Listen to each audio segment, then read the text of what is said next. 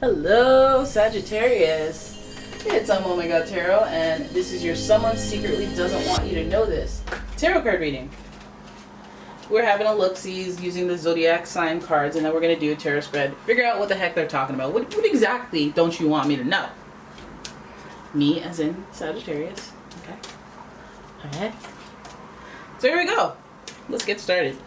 Your first card, Sagittarius, you got some sort of Aquarius-like shapeshifter, you know, that doesn't want you to know stuff.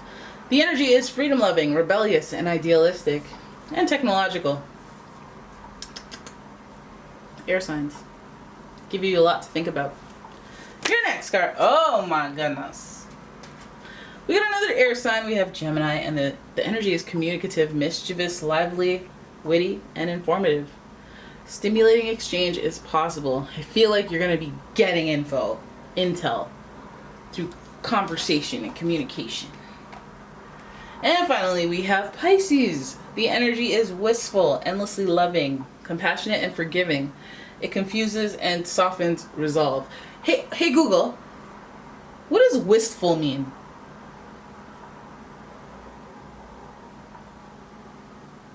It lit up like it heard me. You heard me talking to you, but you didn't. Okay, well, whatever. You don't know. So just say you don't know.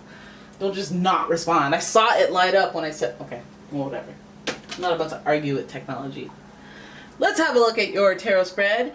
I'm going to acknowledge that there's a lot of air sign here. So there's thinking, and then there's also sensitivity with Pisces. So this person that doesn't want you to know something is, listen, they're very intellectual. They may not want you to know that E equals MC squared. And well, I won't say that because Gemini's in the mix, so, you know, probably pop culture facts they don't want you to know about. I'm kidding. So Pisces energy as well, very spiritual. Let's hope they're not dreaming about you and don't want you to know it. Alright, but these signs are pretty interesting.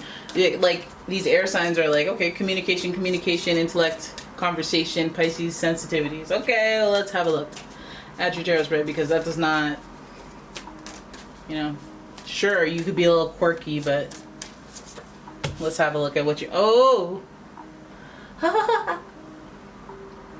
We got the Ten of Swords for your first card. Ten of Swords marks the end. An ending of some sorts. At least it's, no, I got nothing positive for this card. Ten of Swords represents the end. And if you remember in the traditional deck, you see 10 swords in someone's back. Yeah, it could mean betrayal, but I mean, it doesn't necessarily mean betrayal. It could just mean, oh my goodness.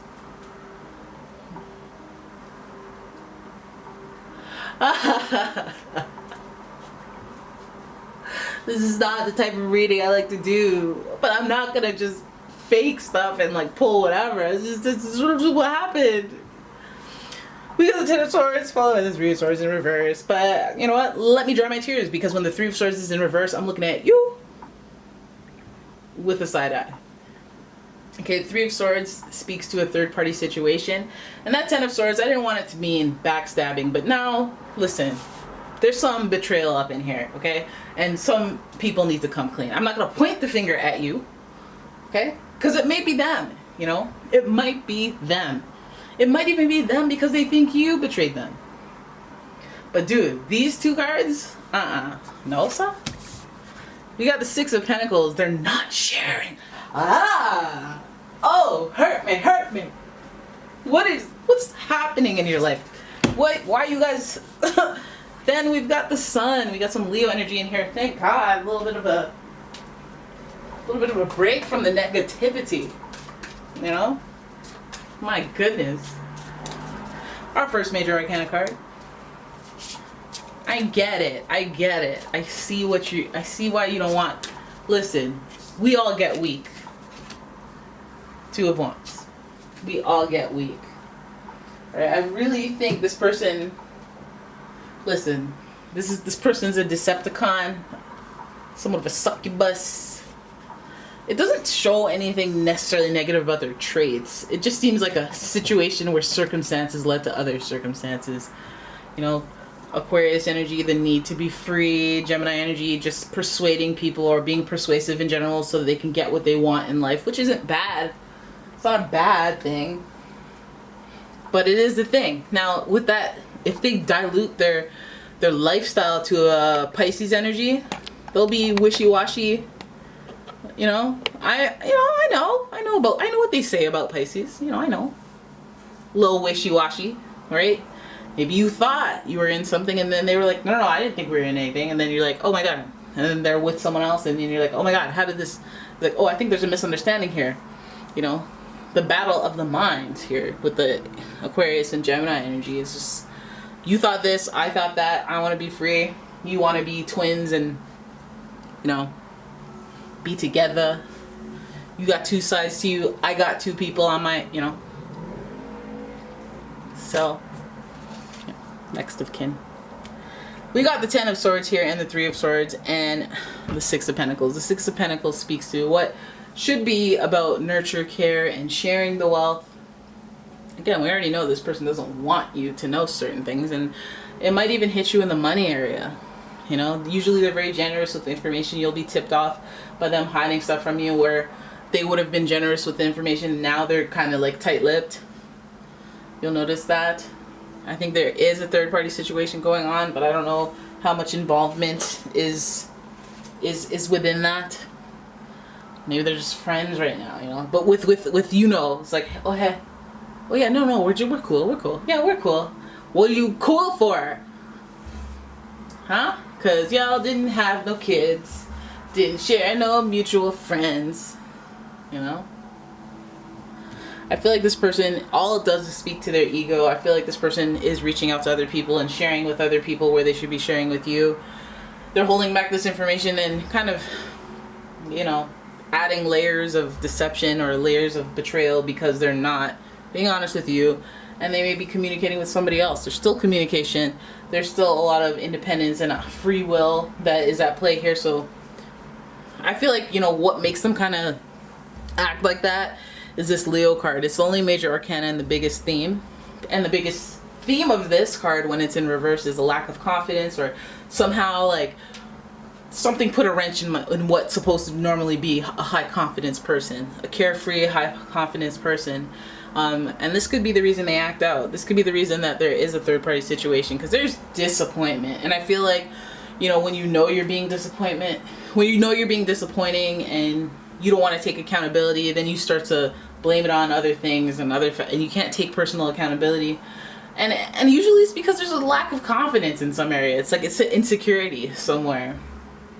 This person thought the grass would be greener on the other side. And that's why they're doing it. And that's why they're secretly keeping it from you, because they want the best of both worlds. They want to test what could be out with what they have right now out. And, you know, I think this is all just to boost their ego. I think they just play these games just to boost their confidence. And because they get something out of it and they don't really have to give too much. You know, I hate it when someone is cheating. Oh, that's weird. Someone is cheating and then the two people being cheated on are the ones fighting. That's weird. Someone tried to put me in that position before and I was like, what are you doing? I'm leaving him because I don't want to be cheated on. Like, you can have him. Well, yeah, you can. I'm gonna take him. He's mine. It's like, yeah, okay. You feel me?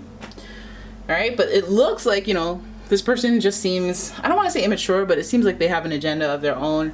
Aquarius and Gemini, like basically air energy, has a reputation for being kind of having a way with words in order to get what they want. Very intelligent or very crafty or very, you know, witty. Witty and charming isn't just, you're entertaining. It's like, I can talk my way out of this situation, or I'm so confident I can talk my way out of any situation that I can basically do anything I want. Basically, I'm an Aquarius and I'm free. Basically, I'm a Sagittarius and I'm doing anything I want because I can talk myself out of it because I'm so intelligent, intellectual. This person's a lover. I feel like that's what, you know, this person's a lover. There's Pisces energy in here. There's a heart in the swords.